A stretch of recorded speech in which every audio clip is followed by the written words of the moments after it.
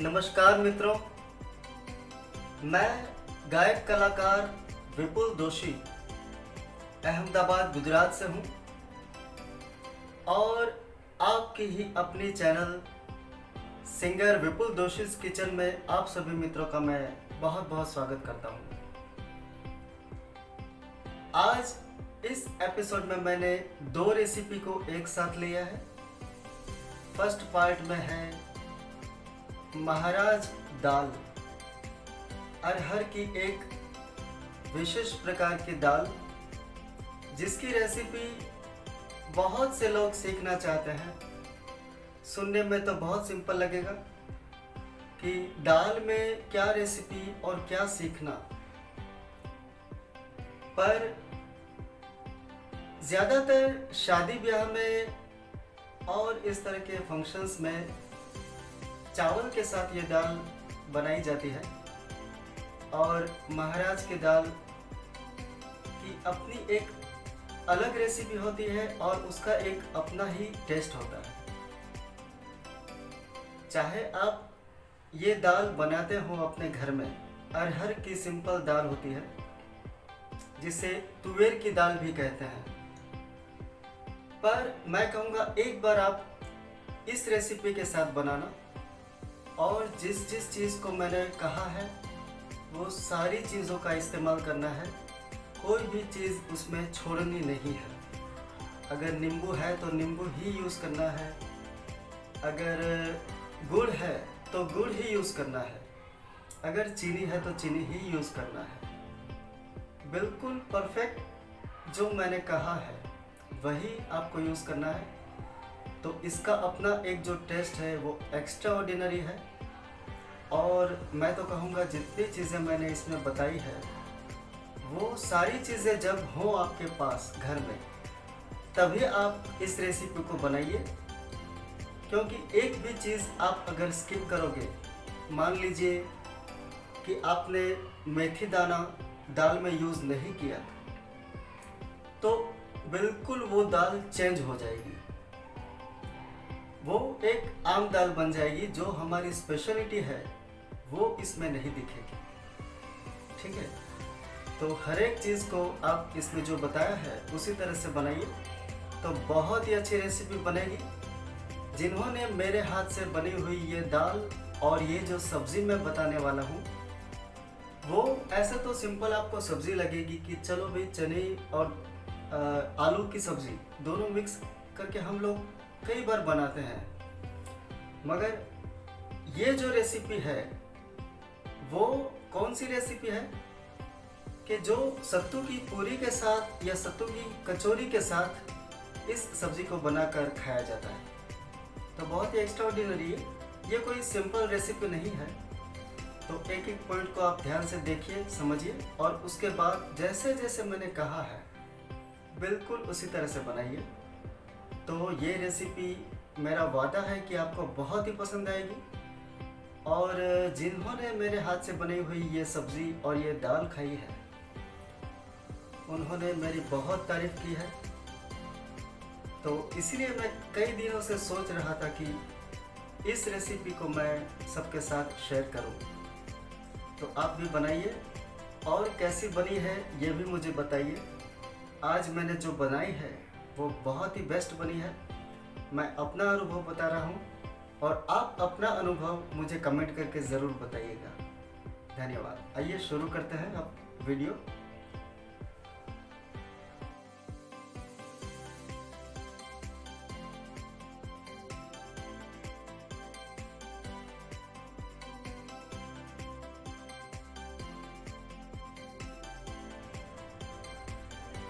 आइए दोस्तों अब शुरू करते हैं। ये सारी चीज़ें ध्यान से देख लीजिए और हो सके तो रिपीट करके इसको देखकर समझ लीजिए। अदरक और मिर्ची को मैंने कट करके यूज़ किया है। अदरक और मिर्ची, ये तीखी मिर्ची है, बहुत तीखी। आधा नींबू है और एक टमाटर है मीडियम साइज़ का। ये गुड़ है जो कि बहुत इम्पोर्टेंट है। दाल में नींबू और गुड़ दोनों बहुत ही इम्पोर्टेंट है।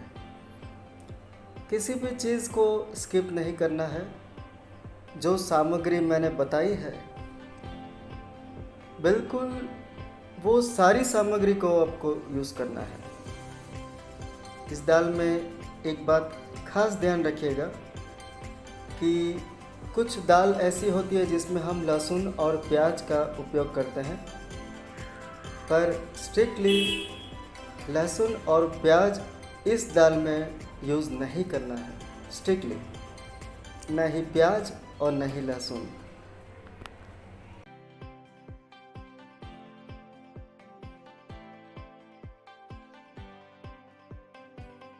इसमें राई, तेज पत्ता और मीठे नीम के पत्ते हैं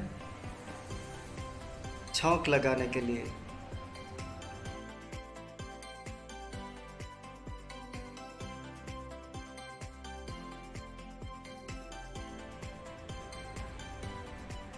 इसमें काली मिर्च, फिर लाल मिर्च, लौंग, इलायची और मेथी दाना।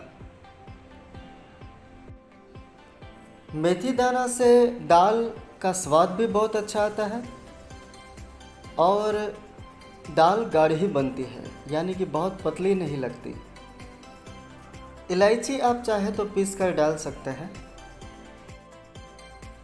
ये सारी चीज़ें हम दाल को क्रश करते समय डाल देंगे और कुछ मसाले भी साथ में, जैसे कि हल्दी, नमक और लाल मिर्च।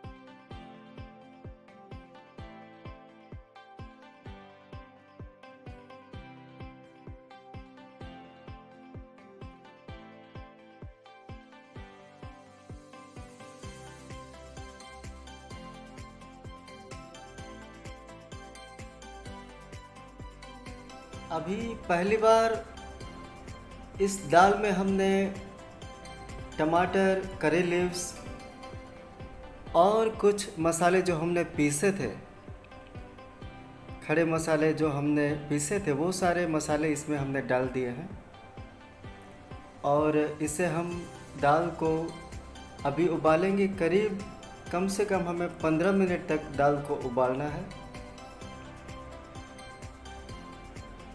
दाल धीरे धीरे पकने लगेगी, उसका स्वाद बिल्कुल चेंज होते जाएगा और उसे चाहे तो आप बीच में एक बार चख कर भी देख सकते हैं। थोड़ा सा अलग किसी डिश में ले लीजिए और टेस्ट कर लीजिए कि दाल कहीं कच्ची तो नहीं लग रही है। उबलने के बाद दाल का असली स्वाद बाहर आता है। तो ये उबाल रहे हैं, ये एक बहुत इम्पोर्टेंट स्टेप है। ऐसा नहीं है कि हमने दाल को बस कुकर में पहली बार उबाला था तो अभी उबालने की ज़रूरत नहीं है। ये मसाले डालने के बाद भी इसे उबालना है।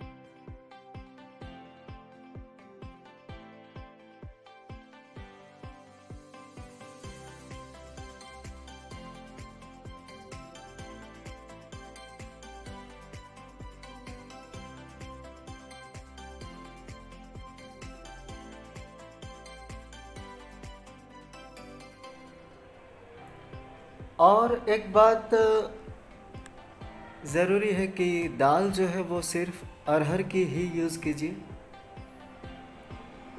बहुत सारी अलग अलग दाल आती है, मगर इसमें और कोई दाल नहीं मिक्स करनी है, सिर्फ अरहर की दाल यानी कि तुवेर की दाल।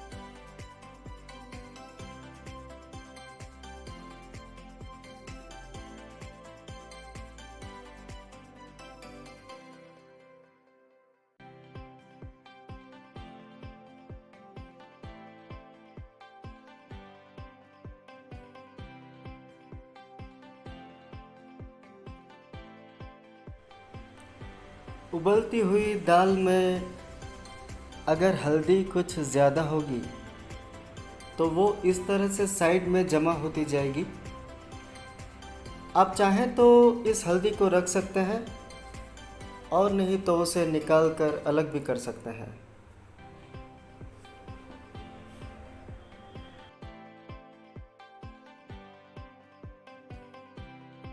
इस दाल में हमने चारों तरह की मिर्च का इस्तेमाल किया है, यानी कि एक तो हरी मिर्च, दूसरे वो काली मिर्च जो दाने के रूप में है, तीसरे ये खड़ी लाल मिर्च यानी कि साबुत लाल मिर्च, और चौथा मिर्च पाउडर।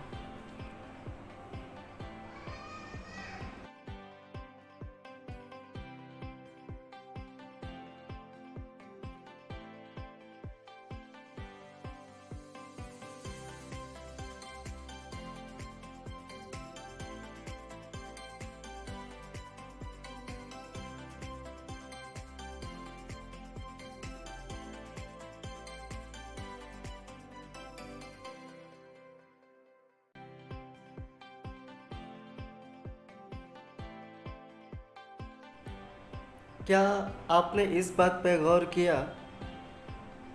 कि अभी तक दाल उबल रही थी, मगर छौंक हमने अभी लगाया। ये जो खड़ी लाल मिर्च और तेज़पत्ते का छौंक अभी हमने लगाया, वो पहले नहीं लगाया था। बाकी मसाले डाले थे, मगर उसे छौंक अभी लगाया हमने।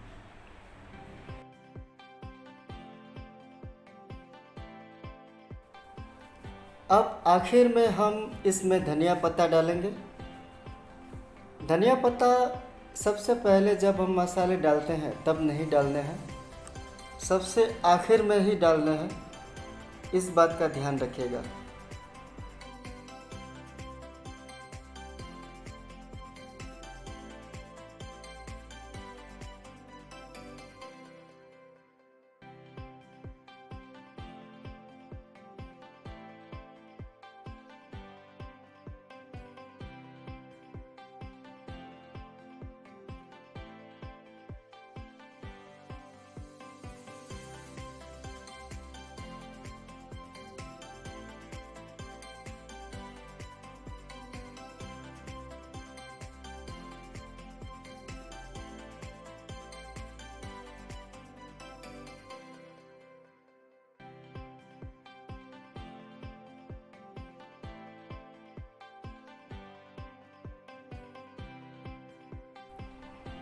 अरहर की दाल हमने एक कटोरी ली थी। छोटी कटोरी जो हमारी दाल की होती है वो 3/4।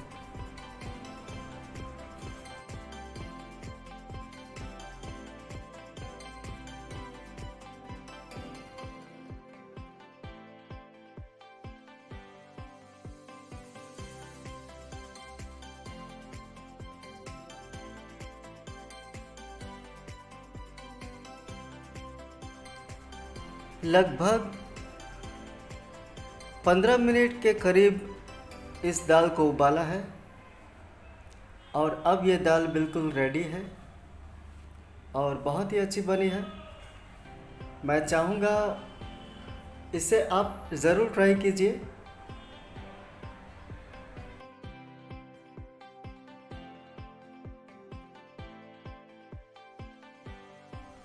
आइए अब पार्ट 2 शुरू करते हैं। सत्तू की कचौरी शायद आप लोगों को पता ही होगी, या सत्तू की पूरी, उसके साथ ये सब्ज़ी खाई जाती है। वैसे तो सच बताऊं तो पराठों के साथ भी बहुत अच्छी लगेगी। तो आप इसे बनाइए, और अगर सत्तू आपके पास कहीं नज़दीक में नहीं मिलता हो तो मैं सत्तू बनाने की रेसिपी भी बाद में ऐड कर दूंगा। फ़िलहाल आप पराठे के साथ इस सब्ज़ी को खा सकते हैं, बहुत ही स्वादिष्ट लगेगी, बहुत ज़्यादा।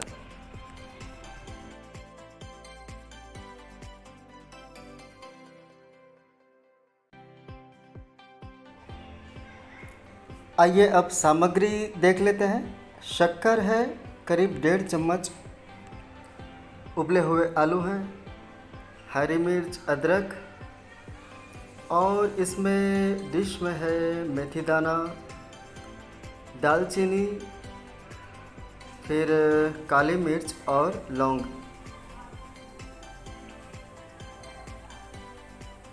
लहसुन और प्याज, तेज़पत्ता, एक टमाटर है और आधा नींबू है।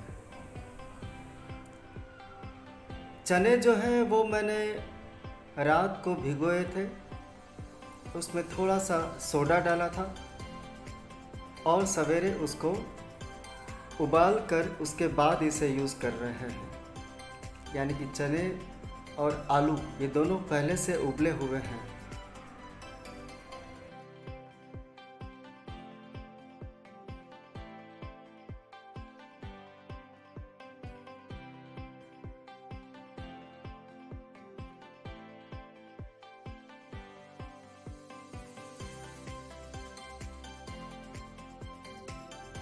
वैसे तो खड़े मसालों को आप मिक्सर में भी पीस सकते हैं, मगर इस रेसिपी के लिए अगर हो सके तो मिक्सर यूज़ मत कीजिए, इसे अपने ओरिजिनल फॉर्म में ही रहने दीजिए। इसलिए मैंने इसमें मिक्सर यूज़ नहीं किया है। ये काम मैं मैन्युअल ही करूँगा, और मसालों को बिल्कुल हमें बारीक नहीं करना है, पीसना है, थोड़ा सा उसे दरदरा पीसना है, बिल्कुल पाउडर नहीं करना है।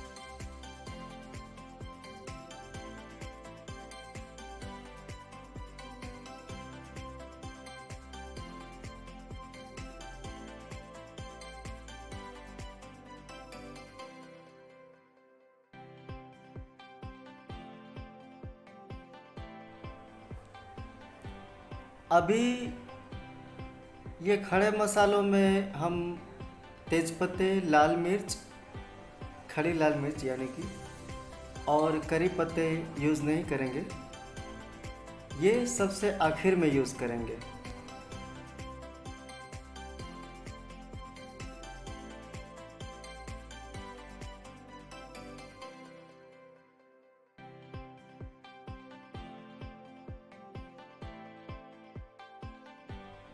जैसा कि आप देख रहे हो, तेल मैंने करीब 2 बड़े चम्मच डाला है। यानी कि इस रेसिपी में तेल ज़्यादा यूज़ होता है सब्ज़ी में। तो इस सब्ज़ी को हर रोज़ खाना ठीक नहीं होगा स्वास्थ्य के हिसाब से। कभी कभार शौक़ से इसे खाया जा सकता है।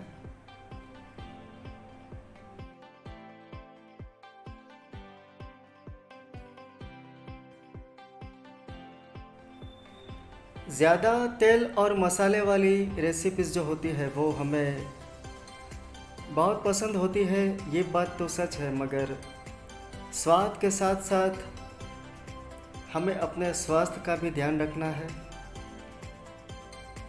तो ऐसी रेसिपी जिसमें ज़्यादा तेल या ज़्यादा मसालों का इस्तेमाल होता है, उसे महीने में बस 1-2 बार ही बनाइए, मैं तो ये कहूँगा। और जब ज़्यादा तेल वाली कोई रेसिपी बनाई हो तो उसके बाद 2-3 दिन ऐसा कीजिए कि बहुत कम तेल वाली रेसिपी बनाइए। और हो सके तो बिना तेल की रेसिपी भी बनाइए, सबसे अच्छा है। फ़िलहाल मैंने एक रेसिपी ऐड की है अपनी प्रोफाइल में, और इन फ्यूचर मैं बिना तेल की बहुत सारी रेसिपीज़ बताऊंगा। तो जब आप ज़्यादा तेल वाली रेसिपी खाते हो तो उसके बाद उसे एडजस्ट भी कर लीजिए। उसके बाद 2-4 दिन तक बहुत कम तेल यूज़ कीजिए, क्योंकि स्वास्थ्य का भी ध्यान रखना है भाई, खाली स्वाद सब कुछ नहीं होता है।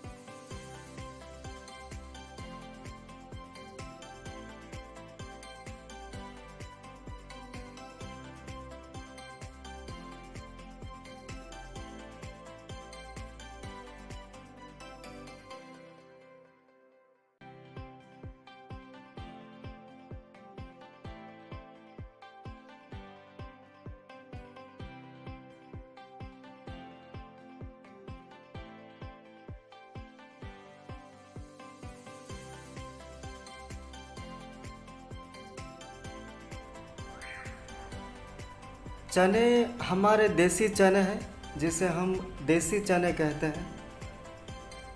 आप चाहें तो काले चने भी इस्तेमाल कर सकते हैं।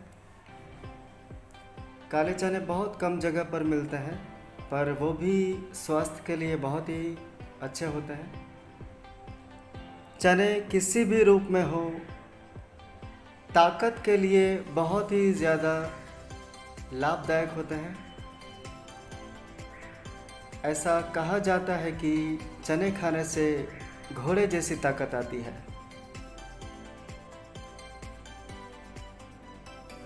फिलहाल चनों को हमने रात को भिगो दिया था। ये करीब आधी कटोरी चने हैं और इसे रात में भिगो दिया था। उसमें थोड़ा सा सोडा डाला था ताकि वो अच्छे से पक जाए। जब भी हम लोग इसे सब्ज़ी बनाएं तो वो कच्चे न लगे, क्योंकि अगर चने कच्चे रह जाएंगे तो पेट में दर्द होगा। तो ठीक से पच जाए इसके लिए हमने थोड़ा सा सोडा डाला था। लेकिन सवेरे फिर उस पानी को निकाल के हमने हटा दिया, फेंक दिया। सोडा वाला पानी हमने इसमें यूज़ नहीं किया है। उसके बाद उसे हमने कुकर में उबाल लिया है आलू के साथ। आलू और चने ये दोनों पहले से उबले हुए हैं।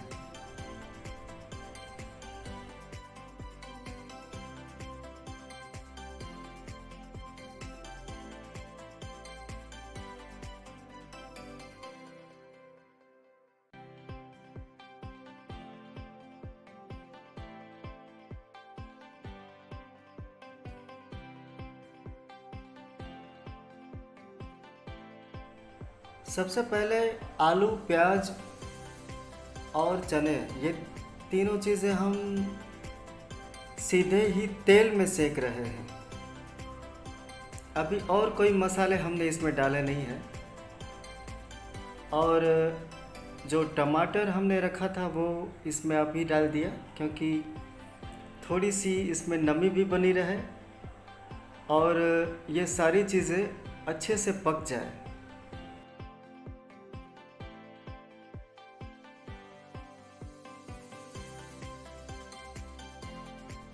अब इसे ढककर हम पकाएंगे।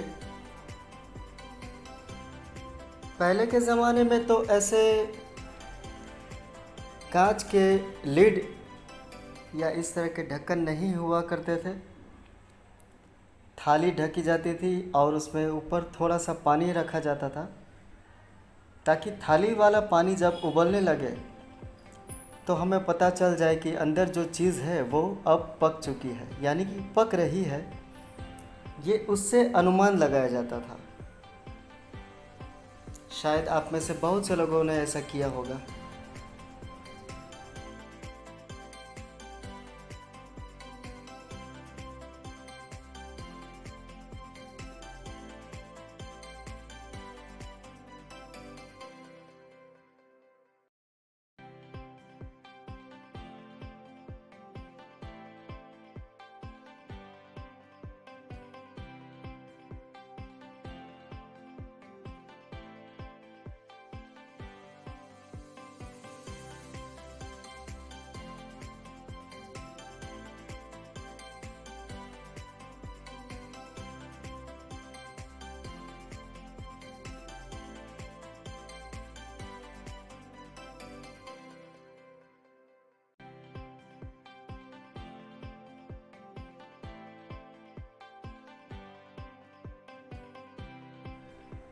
आप अगर सब्ज़ी को इस तरह से लीड से ढककर पकाते हैं या किसी भी थाली या कोई ढक्कन रखकर, तो ये एक बहुत अच्छी आदत है। हमेशा इसी तरह से पकाना चाहिए। इससे एक तो जल्दी भी पकता है और उसका स्वाद और उसकी पौष्टिकता बनी रहती है।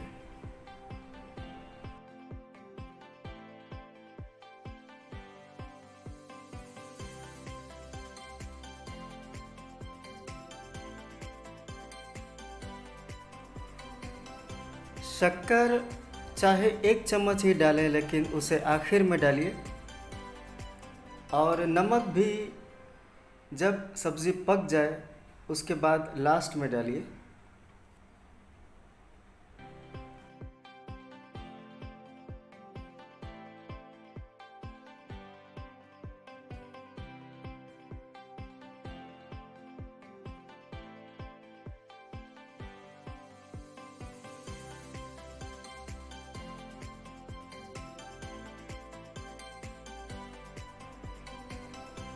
आलू को हमने इस रेसिपी के हिसाब से बहुत बड़े बड़े रखे हैं, छोटे छोटे टुकड़े नहीं किए हैं।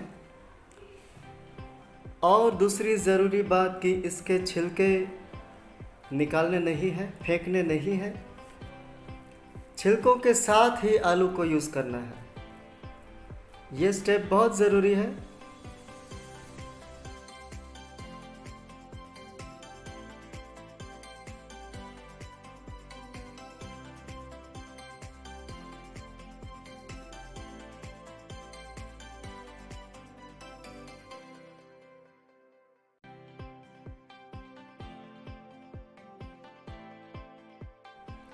अब जाके हमने इसमें 1 गिलास पानी डाला।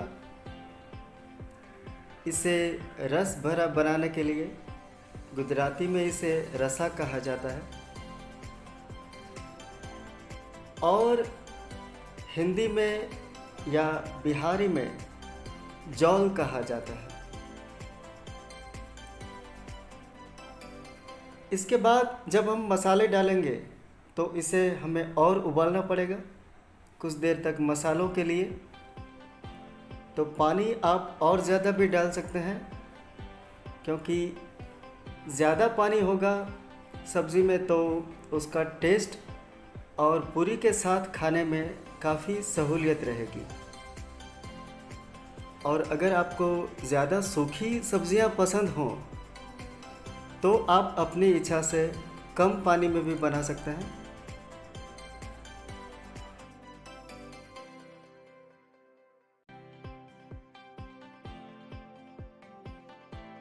अगर आप एक गिलास की बजाय ज़्यादा पानी डालकर इसका रस ज़्यादा बनाना चाहते हैं, जौल, तो उस हिसाब से आपको इसमें सारे मसाले थोड़े थोड़े बढ़ाने पड़ेंगे।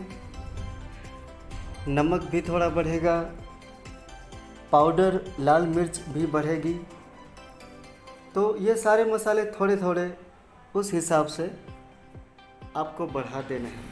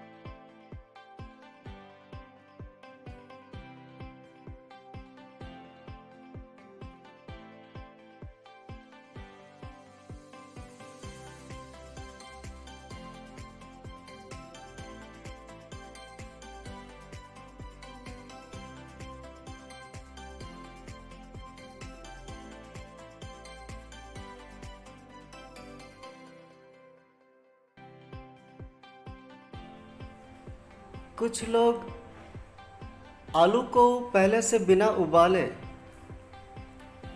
इस तरह से भी इस रेसिपी को बनाते हैं, जैसे कि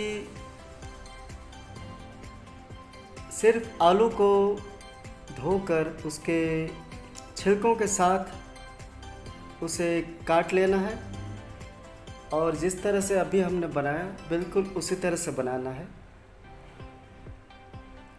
इसमें फ़र्क क्या होता है कि आलू को उबालने के लिए आखिरकार हमें दूसरी बार पानी डालकर इसे उबालना तो पड़ेगा ही।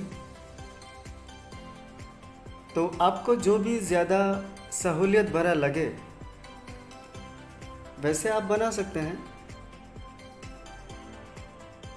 क्योंकि कुछ लोगों को कच्चे आलू पहले छौंक लगाते हैं और उसके बाद पानी डालकर उसे उबलने देते हैं, इस तरह से भी बनाते हैं।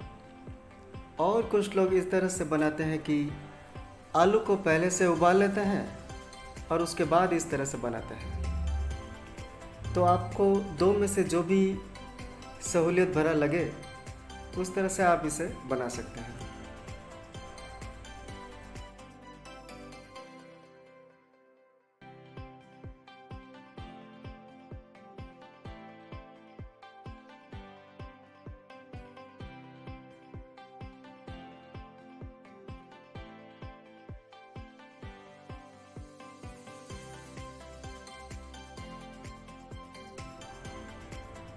सब्ज़ी को इस तरह करीब 10 मिनट तक उबालने के बाद आप चाहें तो ये सारे मसाले डाल सकते हैं इसमें। लाल मिर्च, फिर हल्दी और आखिर में नमक। धनिया पाउडर भी डाल सकते हैं।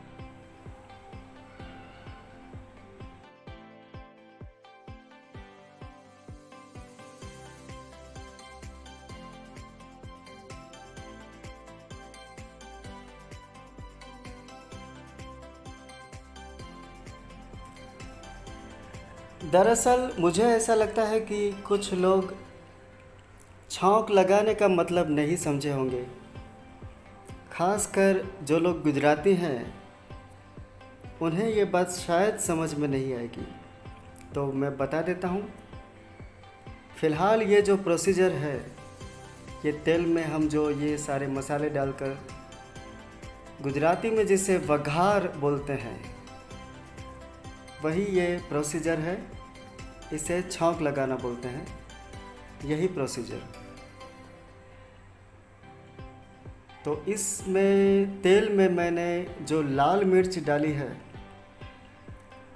ये सबसे ज़्यादा इसकी इफ़ेक्ट होती है पूरी सब्ज़ी में।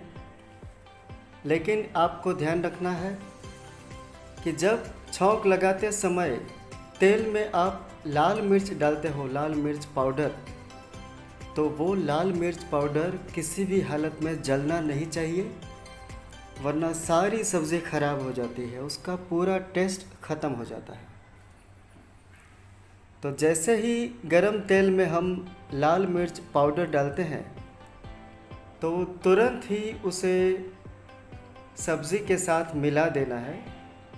ज़्यादा देर तक तेल में ऐसे ही रहने नहीं देना है मिर्च को, वरना वो लाल मिर्च पाउडर अगर जल गया तो सारी सब्ज़ी का टेस्ट ख़राब हो जाएगा।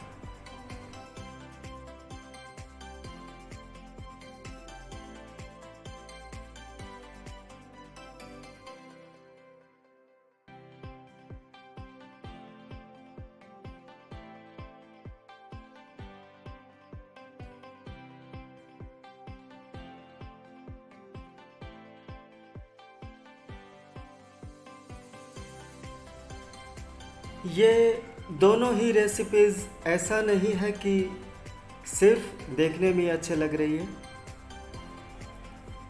दोनों ही बहुत ही ज़्यादा स्वादिष्ट बनी है। दाल भी बहुत अच्छी बनी है और यह सब्ज़ी भी बहुत ज़बरदस्त। मैं टेस्ट कर चुका हूँ और मेरी बड़ी तमन्ना है कि आप लोग इसे ज़रूर बनाइए। दोनों ही रेसिपी बहुत ही मज़ेदार है।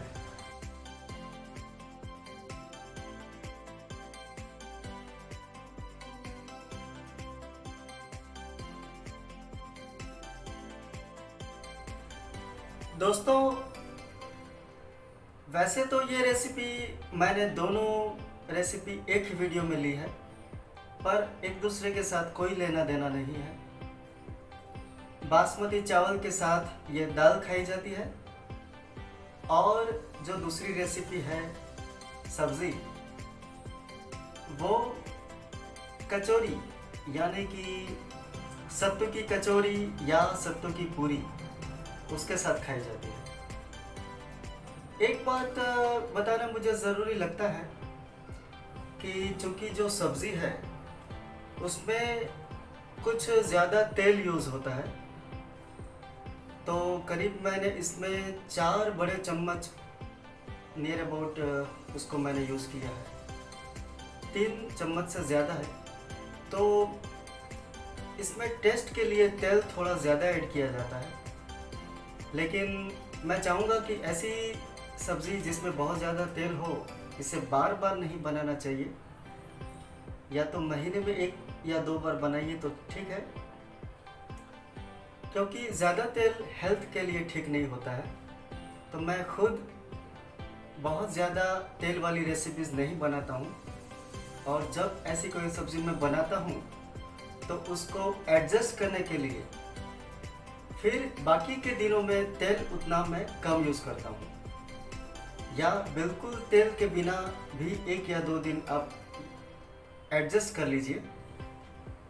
बिना तेल की रेसिपी भी मैंने बताई है इससे पहले, और आने वाले दिनों में और रेसिपीज़ मैं बताऊंगा जिसमें बिल्कुल तेल का इस्तेमाल नहीं होगा। तो ये छोटी मोटी 1-2 बातें हैं, थोड़ा ध्यान रखिए, क्योंकि स्वास्थ्य को भी हमें संभालना है।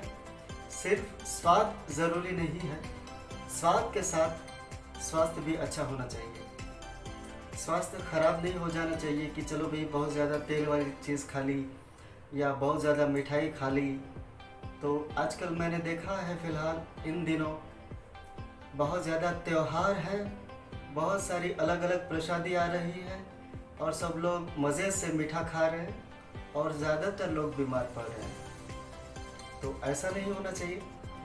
बहुत बहुत धन्यवाद। वीडियो को पूरा देखने के लिए बहुत बहुत शुक्रिया, और हो सके तो लाइक, कमेंट, शेयर वगैरह कीजिए तो मुझे थोड़ा प्रोत्साहन मिले कि आगे मैं और अच्छा कुछ आपको प्रस्तुत कर सकूं। बहुत बहुत धन्यवाद। जय हिंद, जय भारत।